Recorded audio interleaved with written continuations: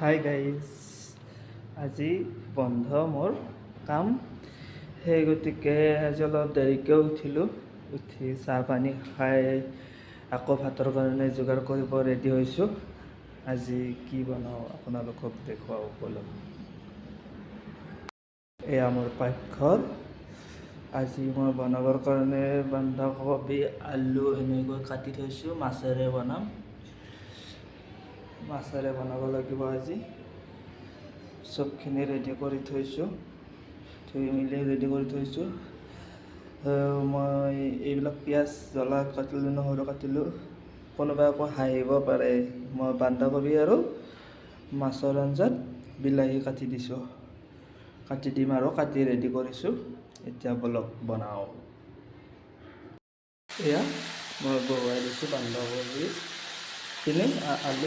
আলু আৰু বিলাহীখিনি বহাই দিছোঁ। মাছটো যিহেতু ফ্ৰাই কৰিয়ে থৈছোঁ, সেইটো এটা পিছত দি দিম আৰু এয়া আঞ্জা ৰেডি। মই খাব লৈছোঁ আৰু মাছ বন্ধাকবি প্লাছ বিলাহী মিক্স কৰি পেলাই।